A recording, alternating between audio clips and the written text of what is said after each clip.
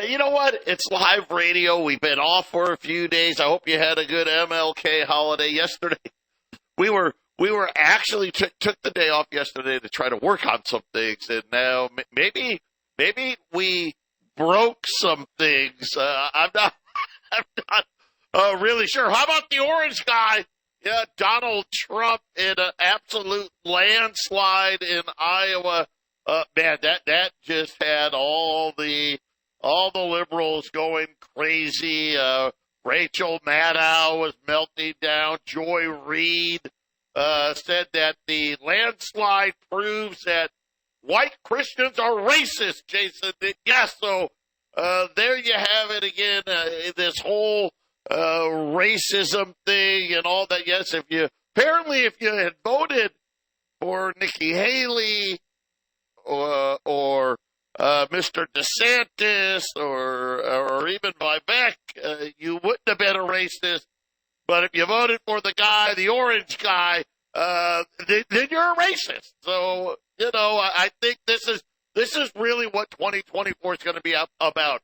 Absolute insanity is coming. We had earnings out from Morgan Stanley, and Goldman sucked. And let me tell you right now, they sucked pretty bluntly here. The Fed whisperer. Yes, the Fed has its own whisperer. They have their own WikiLeaks. They call him Nikileaks. He's the Fed reporter for the Wall Street Journal. I'm going to say now, gold was up yesterday. It's down today. Gold's just hanging out here around 2040. I'm going to say it, and I'm going to keep saying it. Get your head out of your bed. I know it was Christmas, it was the holidays, and I know it's been absolutely freezing out there. Everybody's stuck to water pipe, right? Nobody can fly. The kids are home. Get your financial house in order and do it quickly. Things are going to change very, very, very soon. And we got a great show lined up for you. There's been a lot of, it always happens, right? These on the weekends, particularly long weekends, all of a sudden, I don't know what it is. Maybe it's something in the water with these people, but they seem to find the truth during the weekend, Jason. Yeah, it's the part of the news cycle that always is kind of covered up. You want to unleash any dirty secrets, you do it on Friday late, during the weekend, and hope that people don't see it, right? That we'll see if any more truth comes out, right? Well, we're going to give you a whole lot of the truth today. 800-951-0592. That is our toll-free number. Of course, the website at allamericangold.com. And there's no reason. Listen, we've got something for everybody here. It doesn't matter if you have $1 million, $1,000, even if you only got $100, right? We have things to accommodate everybody. You want to do something with an old IRA or a 401k, we can help you do that. Our metals program, for as little as $100 a month, you get 4 deliveries a year, right? January. Start in the new quarter, we can help you do that. Or obviously just outright buying, whether you think, hey, I'm going to buy because I may need to barter with it, right? I may need to trade with it as the digital currencies come on board. Or, hey, I'm just looking to hedge myself. You know what? I don't trust the Federal Reserve. I don't trust our government. I don't know if you've seen the latest. They've almost given up. They've almost given up on any type of budget deal. It looks like remember, they were going to save another $16 billion. Well, they weren't saving anything. They were going to reduce the amount of money they were going to increase spending by $16 billion. That may be dead. Now they're looking at another kick the can. Well, how about we go to March? Maybe we'll figure it out. We just need more time. You got to remember, this is a budget for fiscal year 2024. Now, I know what somebody say, well, it's only January. No. The government's fiscal year, it started in October. Now they're saying, well, let's go to Jason, the year's going to be half over. And now, well, we still haven't agreed on how much more money we're going to spend. But I'm going to tell you this right now. The auctions, the reverse repo facility, huge drawdowns. We got, again, Bank of America warning about what's happening with the reverse repo facility. When will that be out? And then, of course, Nikileaks talking about the end of quantitative tightening. And then today, who was it?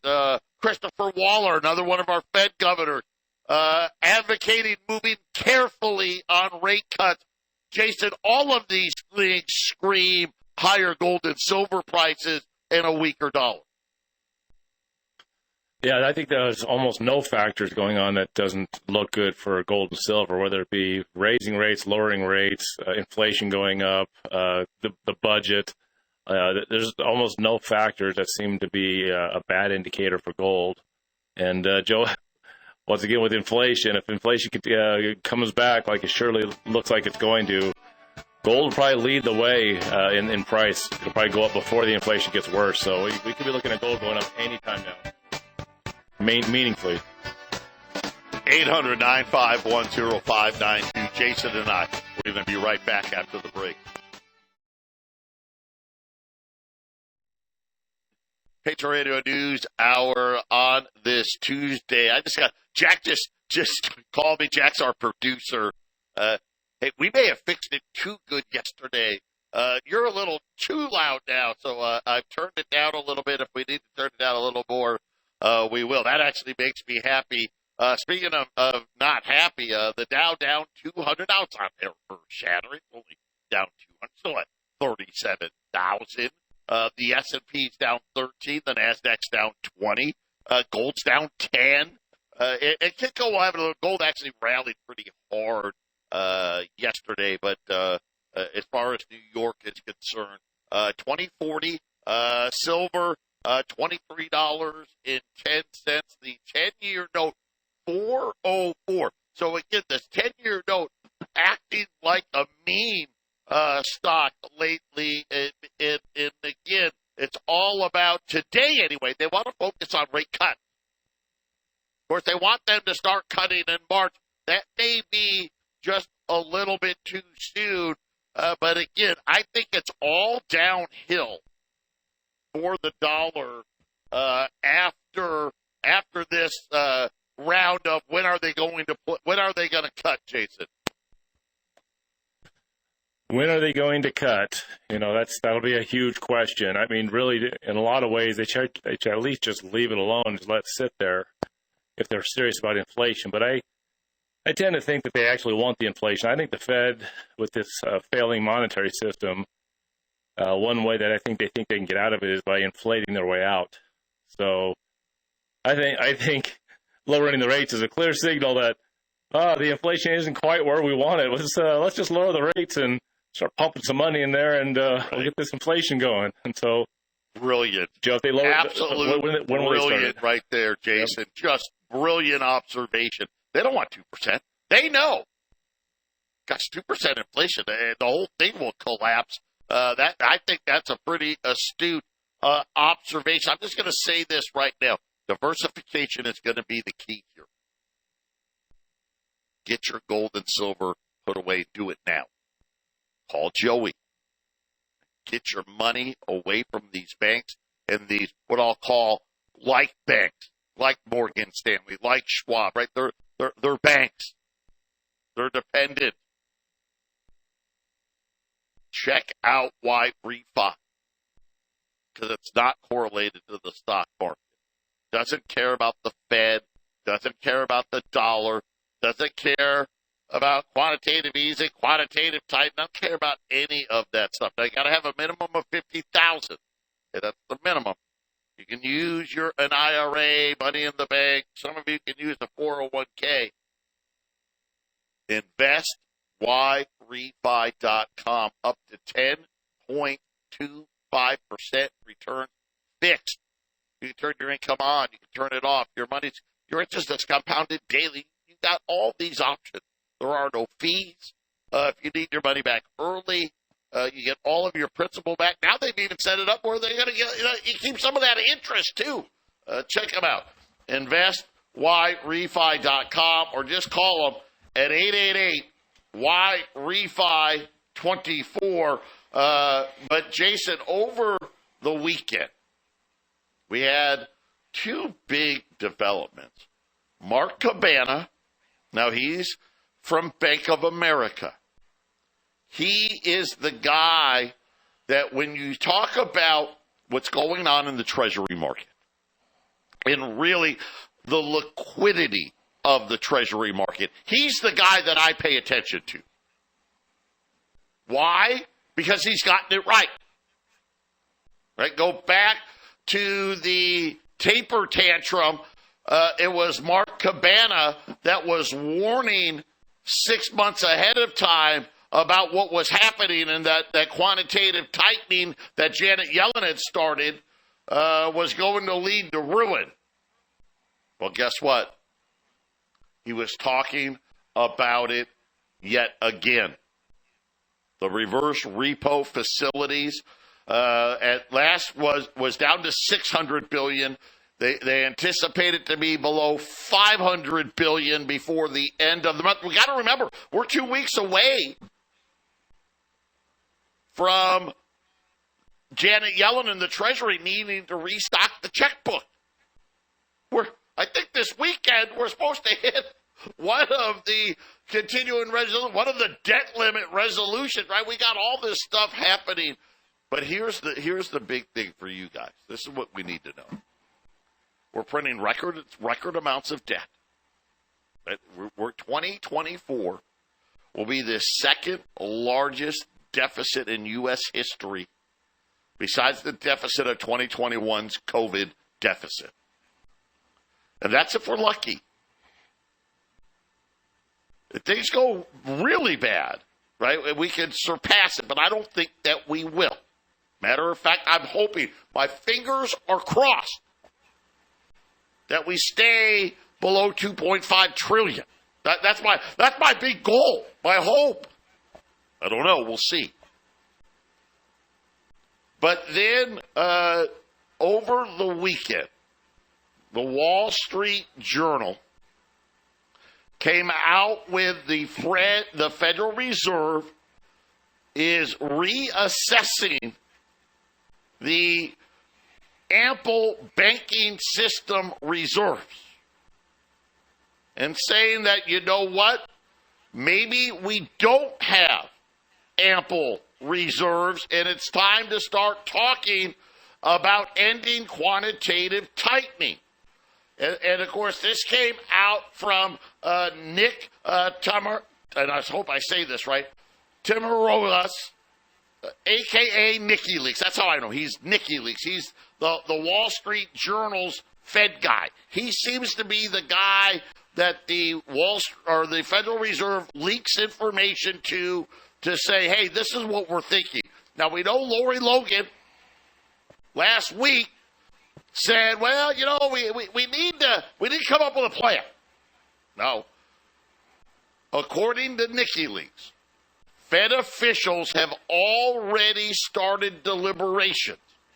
I think we're going to hear about this at the next Fed meeting. So this is another one. This is one of the things that's been on our list. On slowing and then eventually ending quantitative tightening. So, Jason, here's the thing. They already know they don't have the money. They already know the reverse repo's running out of money, and when that money goes, the auctions are going to get worse. They already know this. That's simple math. That's not debatable. So now they're going to say, hey, we're already talking about, right, they want to do something gradual. Hey, it's at $95 billion a month, and maybe what they'll say is, hey, in March, we're going to go to $75 billion. In May, we're going to go to $50 billion. Right, Jason, stair-stepping down to where eventually there is no more quantitative tightening to try to save the markets. But I think the realities are, I think that's going to happen, obviously. Don't be surprised here. In listening to Mark Cabana, that the Fed may have to start talking about quantitative easing again before 2024 comes to an end, Jason. Yeah, I think for sure they're going to tighten. They are going to lower the rates. I think we're going to see some disastrous things start to happen. And here's the thing is sometimes these things lag. And I know that as far as the Biden administration getting reelected, they would love for asset prices to be going up, which if you lower rates and just sprinkle a little bit of money in there, by the time of the election, a lot of these asset classes will all be going up. Nobody will be able to afford them if they inflate this thing even harder. But you could have the sitting president, doesn't matter who it is, could be saying, "Well, look how good everything is. Your house is worth more. Vote for me," right? And it sure seems like that's what the Fed does a lot during election year. They try to pump things up to make it look better. So it sure seems like we're headed for that direction, Joe. Where we're done tightening. Yeah, we're going to lower the rates. We want everybody to throw a big party this year, and it's always it always costs us in down the road, Joe. Yeah. Well, and again, right? Well, that's the name of the game. It's kick the can.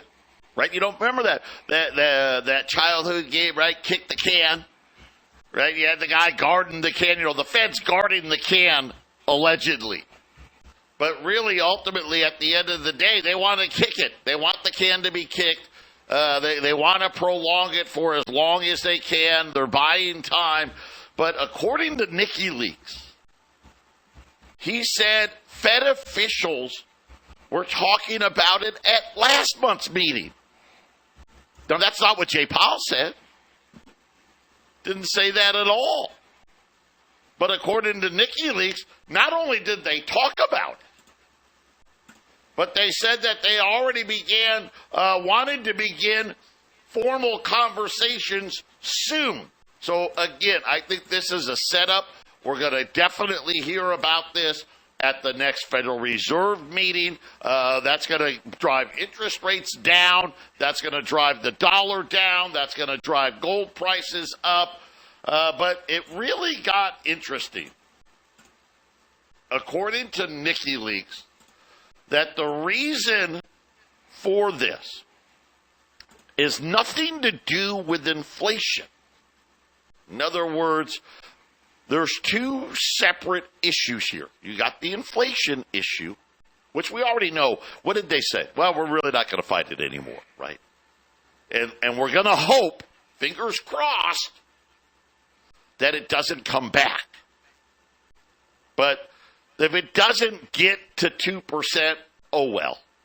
I think they'd love 3%. I think they'd love 3.5%. But that's a separate issue here. This issue, according to Nikileaks, has to do with liquidity within the banking system. So now, listen, this isn't about bad treasury auctions. I mean, that's a little bit of it. No. According to Nikileaks, several members of the Fed, so my guess is, let's just be guessing, that these Fed governors, you got the San Francisco Fed and the New York Fed, right? You got the Chicago Fed, the St. Louis Fed, the banking presidents, the banking CEOs are telling them, we got a problem. I got to remember, the Fed's emergency bank facility, by the way, another huge jump. Matter of fact, by this week, they expect that number to be over $150 billion that the banks are borrowing right now because they don't have the money. By the way, that facility closes March 11th. Think there's another reason? So according to Nikileaks, the Fed is going to start ending quantitative tightening to try to keep more money, Jason, in the banking system itself, because already the banks are telling the Fed, and if you look at the borrowing going on every week at this facility, it's getting worse and worse and worse. It used to be a couple $100 billion this week, couple $100 billion next week. Now it's $3 billion, $5 billion, $6 billion, $8 billion a week that's being borrowed here, and the Fed's got to do something to provide relief because there's just not enough liquidity. Well, and that's what the reverse repo facility is showing us. That's where all the extra cash from the COVID printing went for qualified large banks. You and I can't put our money in there, Joe, but the big banks can. And if that cash is leaving at the rate that it's leaving, that proves what you just said, which is, look, they're trying to keep money in there, but it's going somewhere, Joe. It's going somewhere that there's not enough. Ponzi scheme. 800-951-0592. Jason and I will be right back. 0592, Joe and Jason, Patriot Radio News Hour on this Tuesday. And hold on, okay. I was getting text from Jackie. He called me on accident. We're all good there. It looks pretty ominous here. Now, this is something, again, exactly what we expected. Jason and I have been talking about the reverse repo facility for how long, talking about the end of quantitative tightening. They got farther than we thought.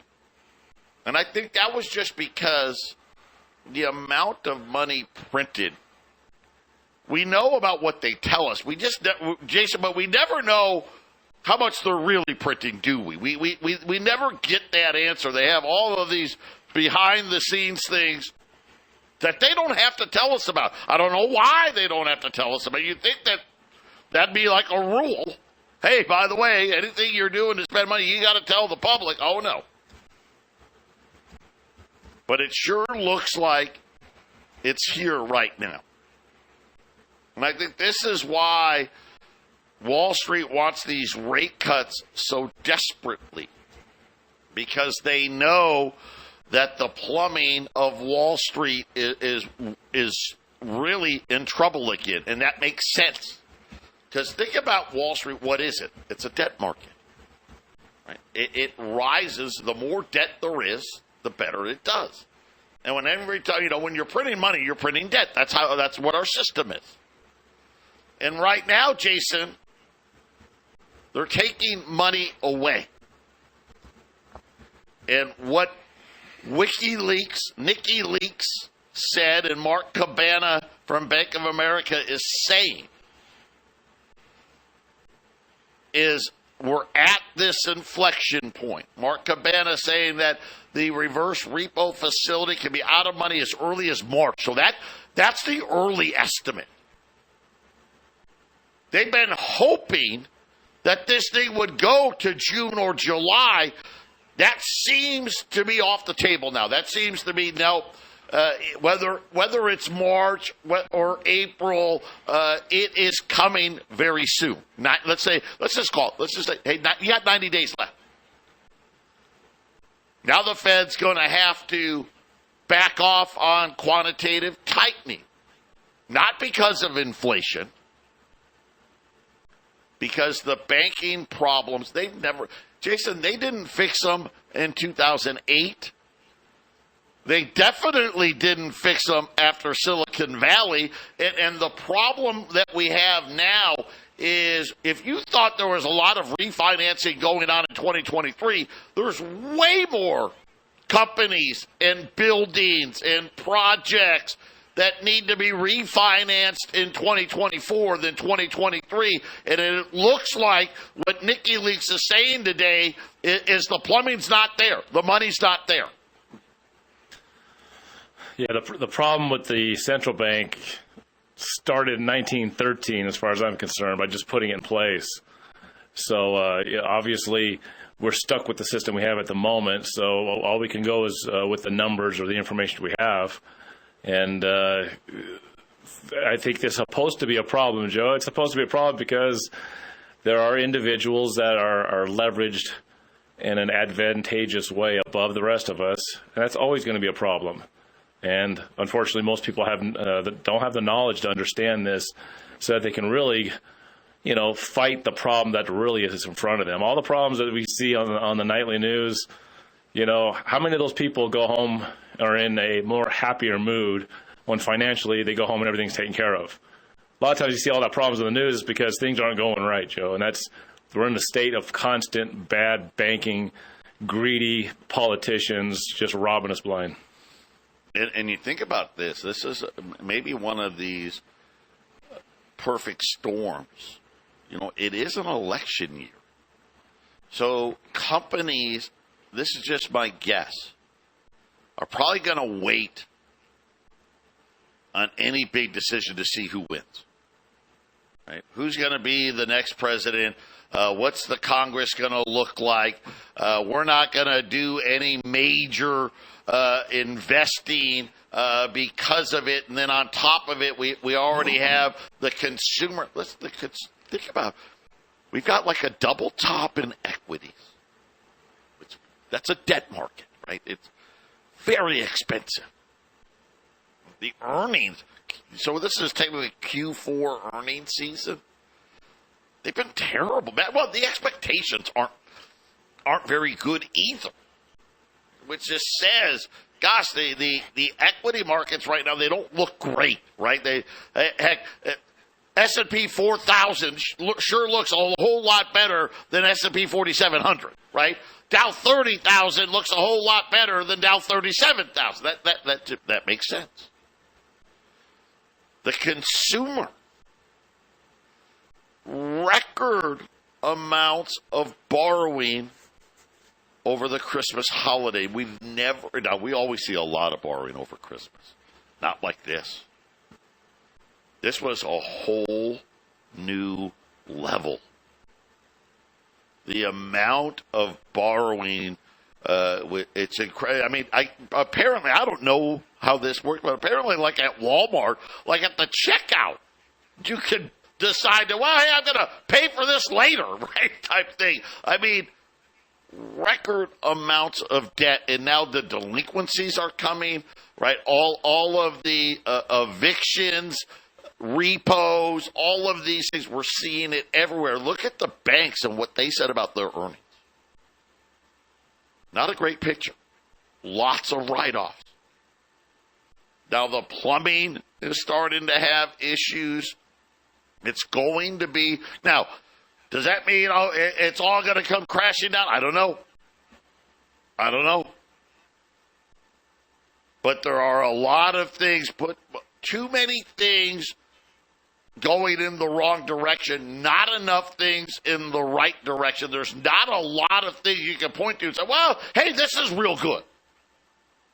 Right? Well, yeah, okay, I know commercial real estate is bad, but housing's still hanging there. Housing prices are hanging in there, right? Housing prices are what? Do we see? I don't think we see a slip there. We'll see. Maybe that's the one bright spot. Maybe I found one. Jobs, right? People are still working.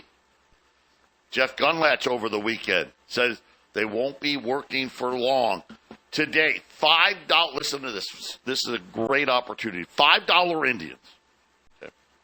Now, we went 2 or 3 years where I think we ran $5 Indians once. This year, we've been able, and let's say the last 4 or 5 months, we've run them 2 or 3 times. Today, going to be the best opportunity yet on $5 Indians. That's coming up next. Stay with us. 800-951-0592. Joe and Jason, Patriot Radio News Hour on this Tuesday. I know not a great day, right? It's hard to hear this, but you need to know it because it's a great indicator of what's coming next. and why we've seen such a great performance. And the longer this goes, right, the better gold does. Think about, Jason, go back to 1971, right, the Fed.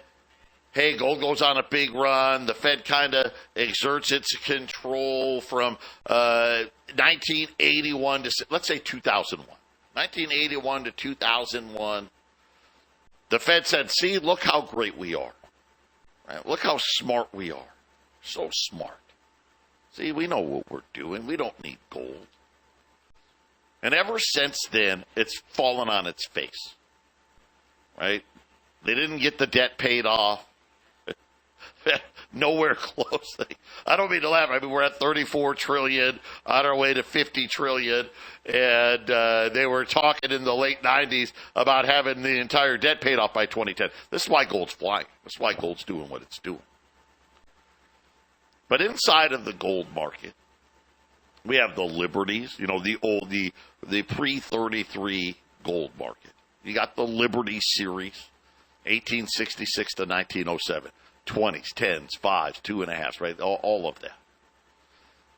Then Teddy Roosevelt didn't think the coin was majestic enough. Wanted something better looking. And commissioned some artists to come up with a new design. That's where the St. Gaudens came from. That was to replace the $20 Liberty. But the fractionals, instead of having it be fractional saints, they had the fractionals be Indians.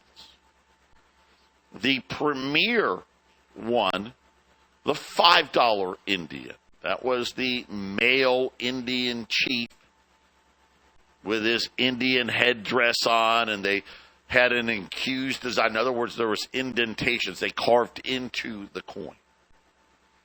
And, of course, when the first COVID, right, the Spanish flu, they thought that the Indians in those crevices had the flu in there. Do you know that from 1908 to 1933, they only made $5 Indians for 10 years? That's it. Only 10 years. And almost all of that before 1916. They minted 20 plus million of them total. And if you take out, I want to say it was like 1915. I think they no, I'm sorry, 1909. 1909. They minted like 5 million $5 Indians. So you can just see how few that they minted. $5 Liberties every year. They're minting 1, 2, 3, 4 million $5 Liberties a year. Not so much with the Indians. Very low premiums. Very low quantities, relatively speaking. And a lot of them ended up getting melted down. So the Indians, not only are I think the $5 Indian, it's my favorite coin. It's a really cool looking coin, obviously. But they always have that premium over the Liberties because they just isn't as many. And we'll go long stretches where we just don't have any, right? Or they're $150, $200 more expensive than a $5 Liberty. Now, we've had several occasions in the last 6 months where you can buy $5 Indians at or a little below a $5 Liberty here once in a while. We got another opportunity today. A $5 Liberty, $595. Pretty good. $5 Indians today, 1 through 9, $590. So that's $5 less. 10 or more, $585. $20 or more, $580. So you can, if you buy 20 or more, Jason, you can buy $5 Indians for $15 less than a $5 Liberty today. That's just a great opportunity. And it's fractional gold, which includes a larger group of our customers. Sometimes it's hard to do that $20 gold piece, that 1 ounce coin. This puts you in a place where a lot of our metals programs people that just plunk in $100 a month minimum, they can get coins like these. So it's always good to get fractional gold. It's always good to get, if you can get some gold. The premiums are a little higher than the larger pieces of gold, but it's also easier to part with. I'll see a lot of people they've been selling, Joe. They sell the 1 ounce gold pieces, and it's nice if you had 4 of these, so to speak, for 1 ounce of gold. You can if you had to sell one, you could just sell one of them and still keep three quarters of your gold. So $580. That's a pretty good price, Joe, if you buy these things. Yeah, 1 through 9, $590. 10 or more, $585. 20 or more, $580 at 800-951-0592. And, you bring up some great points. Having fractional, we talk about fractionals as a way to barter, right? Hey, this would be, maybe you're talking about, something like a generator, or maybe you're going to buy some lumber, some milled lumber, or things of that nature. You need something more than a silver eagle or a couple of dimes or a couple of quarters. But also, I don't need $2,000, $3,000, $4,000. But hey, you know what? I need $500 or $600. That's a great coin to have to sell versus having to sell a 20 or something to that effect as well. Great point. 800-951-0592. Jason and I are coming right back. Final segment. 800-951-0592. We got 2 lines open. So if you want to get in on the $5 Indians, which I highly suggest that you do, because here's what always happens. Anytime there's a run, the fear kicks in, whatever it may be. The Indians disappear first. They're just gone. And then you go long stretches without having any. So during the lull here, we've got a great opportunity. And this one I really like. Because, Jason, I think gold's going higher this year and considerably higher. But with the Indians, you normally get these bigger premiums, which aren't here right now. So not only are you going to get the benefit of a higher gold price, I think you're going to see the Indian premiums go back to where they would normally be, and you got a good chance of making some extra here, which that's hard to do. Yeah, it's with the lower premiums. We know, and gold is near record highs. It's been above 2,000, but the premiums. And quite frankly, the sales don't reflect what happens when gold gets to record highs like this. So for you to be able to capitalize on lower premiums right now, because gold will take off running again, and when it does, the premiums will grow with it. And $585 for one of these guys now, gold goes to $2,500. Well, you might see not quite a doubling in the price. You could see $900 on these, Joe, and instead of just going up 25% like with the gold spot, you could see 50% or more on the price of these things. So, it's one of those things, Joe. Sometimes the customers call when the premiums are off, either very low or very high, and they scratch their heads. Well, gold went up today. Why didn't my prices go up? It's like, well, the premiums went down. Gold went down today. How come I can't buy more gold? Well, it's because the premiums went up. So the price to get it, Joe, is not it's not ours to control. And so when we have a good price on a quarter-ounce gold piece, get it. Yeah. Yep. 590, 1 through 9, 10 or more, 585, 20 or more, 580 at 800-951-0592, and we'll continue to pay attention here. Bad news for Apple today. The Supreme Court rules against Apple. Looks like they're gonna maybe I don't know. Did they steal somebody's stuff? Kind of looks that way. They're gonna have to pay a big fine. They're actually cutting prices overseas on the, you don't hear Apple price cuts. You don't hear that very, very often. But again, I think the news of the day, banking earnings. Today we had Goldman, Morgan Stanley, looked good on the headlines. Not very good at all underneath it, kind of matching what the banks reported last week. And then, of course, Nikileaks, the Wall Street Journal's linked to the central bank. Get ready for the Fed to start talking about the end of quantitative tightening as the plumbing of the banking and really the debt markets. Jason, it's starting to get over. It makes sense. It's so much debt. It's just clogging up. And it's not going anywhere soon. They're not paying it off, Joe. It's just getting bigger and heavier, isn't it? Right. Yes. We're going to pay it off. Well, we're not paying it off. How much of an increase can we actually get away with? That kind of seems to be the mantra. 800-951-0592. Jason and I, we're coming right back with the Half Empty Cup.